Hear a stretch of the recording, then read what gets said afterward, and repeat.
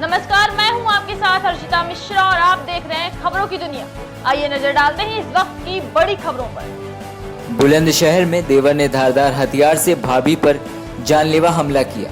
हमले में भाभी गंभीर रूप से घायल हो गई। मामले की सूचना मिलते ही मौके पर पहुंची पुलिस ने घायल महिला को अस्पताल में भर्ती कराया।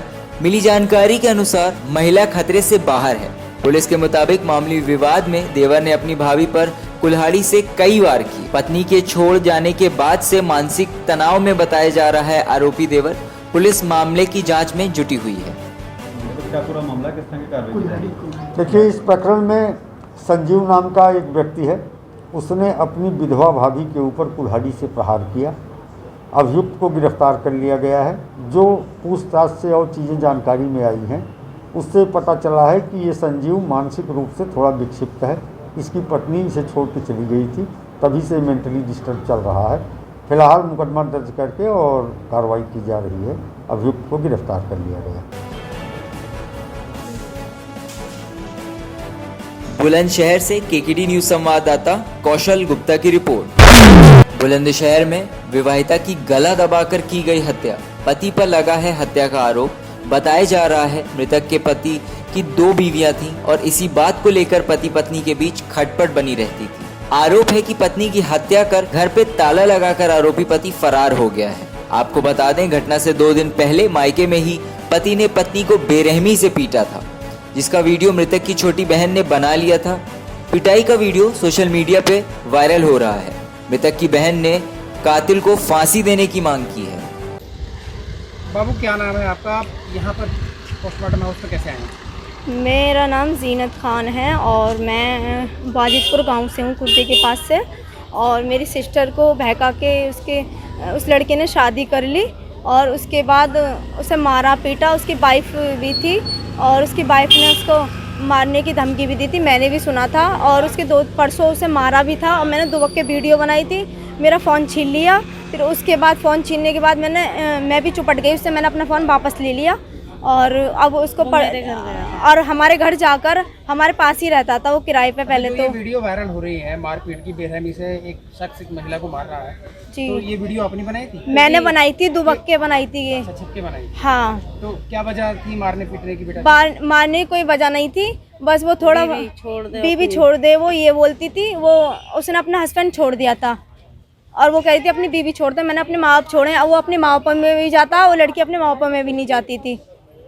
घर वालों से मिलती नहीं थी किसी से भी। बेटा किस तरह की मांग करते हैं? अब न्याय की किस तरह? मैं ये मांग करती हूँ कि उसका पूरा परिवार उठना चाहिए और उसको लड़के को फांसी होनी चाहिए।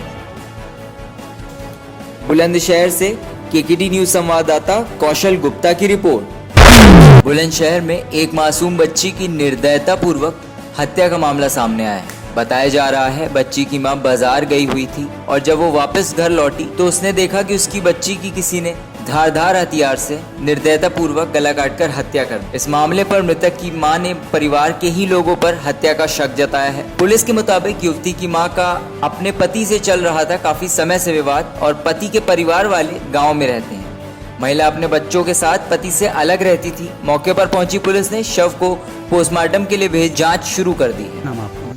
वसीम। वसीम, आप गांव के क्या हो? मैं ग्राम प्रधान हूँ जौलीगढ़ का। और ये घटना 6:30 बजे इसकी लड़की की माँ चली गई थी यहाँ से बुलंदशहर। कुछ लोगों ने उसे देखा जाते हुए, उसके बाद में ये वारदात हुई है। वो आई है यहाँ पर 3:30 बजे करीब, देखा तो उसकी लड़की की हत्या पाई गई है। उसके बाद 4 बजे मैं आ चुका हूँ यहाँ। किन लोगों पे आपको शक है या तो कोई विवाद हो या रंजिश चल रही आ रही हो? हाँ, रंजिश तो इसके घर वालों, इसके ससुराल वालों से चल रही है इसकी रंजिश। ये तो अकेली रहती है यहाँ पे, पति इसका वहाँ आता दिल्ली। अब ये 15 दिन पहले इसकी मारपीट की गई बहुत जबरदस्ती। ये अपने मायके में रहती है या ससुराल में रहती है? ससुराल में, ससुराल वालों से चल रही है इसकी। नहीं, ये जो अभी फिलहाल ससुराल है इसका। अच्छा। हाँ, हस्बैंड दिल्ली रहता है जी। थाना क्षेत्र में बच्ची की हत्या का मामला सामने आया है, क्या पूरा मामला है और क्या गिरफ्तारी, क्या पूरा निकल के आया है? देखिए, थाना गौता के जौलीगढ़ गांव में एक तलाकशुदा महिला है जिसकी 8 साल की बेटी घर में थी। महिला का कहना है कि वो सुबह 6:30 बजे उस बच्ची से घर का दरवाज़ा अंदर से बंद कराकर बुलंदशहर शहर के लिए सामान लेने गई थी। और दोपहर बाद घर आने पर उसकी बच्ची की गला काट करके किसी के द्वारा हत्या कर दी गई। इस महिला ने, जो कथित ये तेजाब पीड़िता के रूप में भी जानी जाती है, वर्ष 2018 में इस महिला ने अपने पति और कुछ अन्य लोगों के खिलाफ 13/9/18 को तेजाब फेंकने का अपने ऊपर एक मुकदमा दर्ज कराया था, जो बाद में जांच के दौरान झूठा पाया गया था और उसमें 2 कथित पत्रकार उस प्रकरण में साजिश रचने के आरोप में जेल गए थे। इस महिला के पति से इसका तलाक हो चुका है। पति इसे छोड़ करके दिल्ली में रहते हैं और ये महिला पति के मकान में रहती है। जिस मकान में महिला रहती है उस मकान को लेकर के पति के परिवारीजनों से इनका विवाद चल रहा है। फिलहाल प्रकरण में महिला के द्वारा 7 लोगों के खिलाफ नामजद तहरीर दी गई है, जिसमें से 5 को डायरेक्ट इन्वॉल्व बताया गया है। पति और पति के मौसेरे भाई को साजिश में सम्मिलित बताया गया है। इन नामजद अभियुक्तों में से जो सीधे नामित किए गए हैं घटना में, 2 को पुलिस के द्वारा फिलहाल हिरासत में ले लिया गया है, पूछताछ की जा रही है। इसके साथ ही प्रकरण की हम बहुत गहनतापूर्वक छानबीन अन्य दृष्टि से भी कर रहे हैं, क्योंकि इस घटना के पूर्व इस महिला के द्वारा एक और इसी तरह की जो तेजाब फेंकने की घटना अपने ऊपर डाल के कारित की गई थी वर्ष 2018 में। तो फिलहाल अभी तहरीर को हम प्रथम दृष्टया सत्य मानते हुए नामित अभियुक्तों की गिरफ्तारी का प्रयास कर रहे हैं। 2 को गिरफ्तार भी कर लिया गया है, लेकिन और गहराई से पूरे प्रकरण की छानबीन कर रहे हैं कि इसमें कोई अन्य एंगल तो नहीं है।